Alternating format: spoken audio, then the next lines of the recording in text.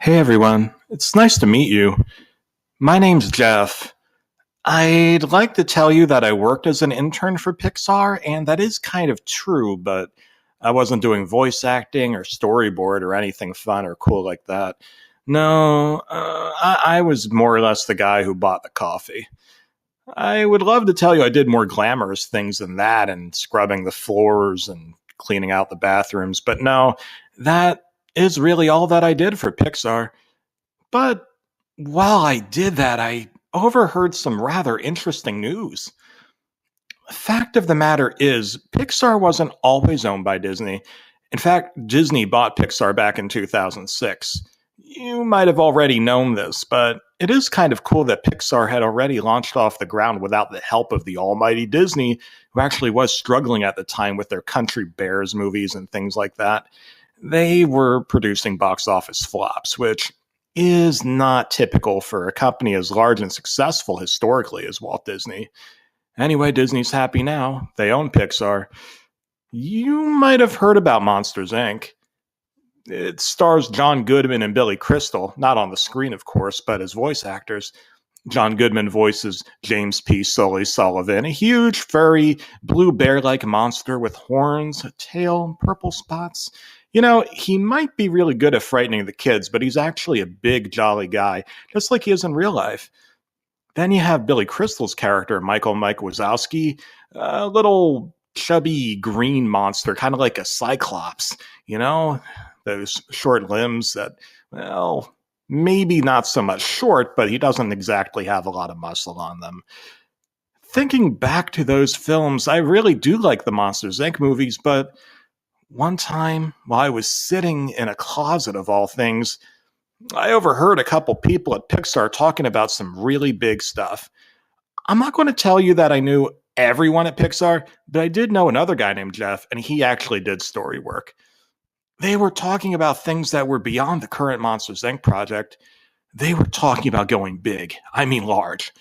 They were talking about taking their ideas and moving them beyond the big screen and onto the small screen. They were going to make television programs out of these Pixar classics.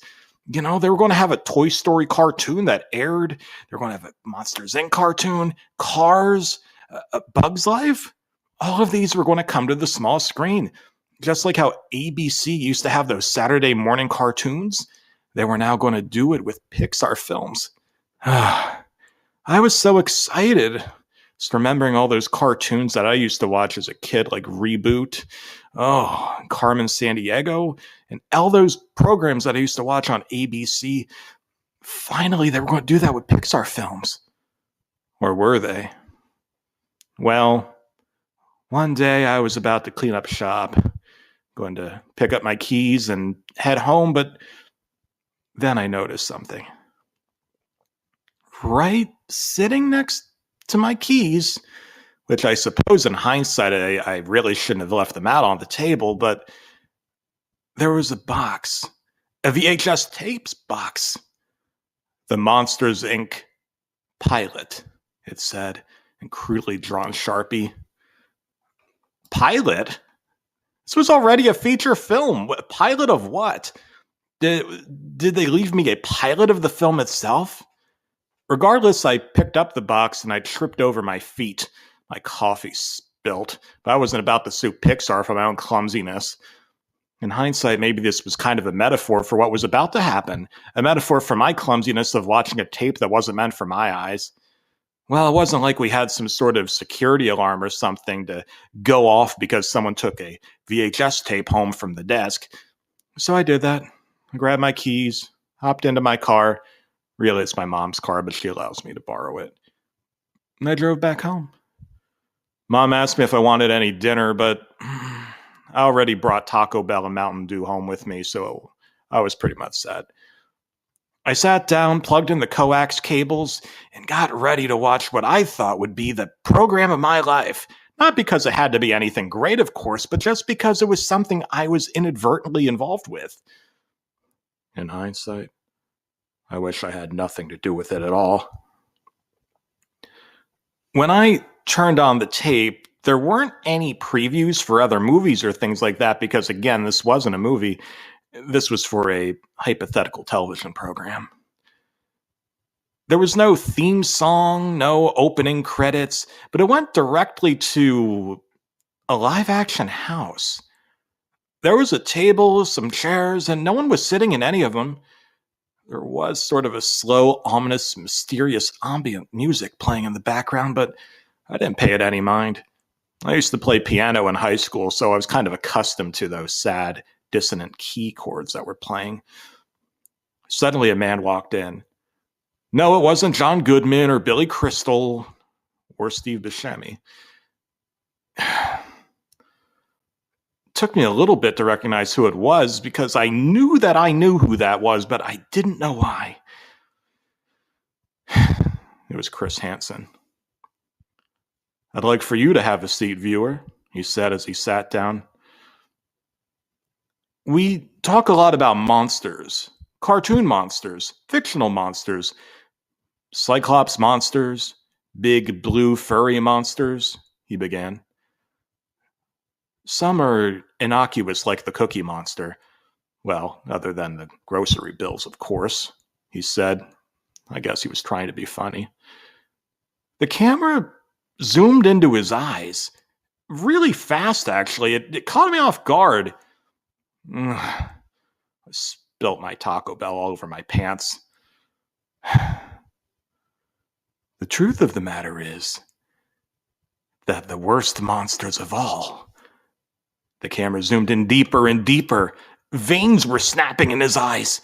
His eyes were blood red, like what sometimes happens if you press your hand a little bit too hard down on the side of your face, and you could see the blood oozing out of your cheeks.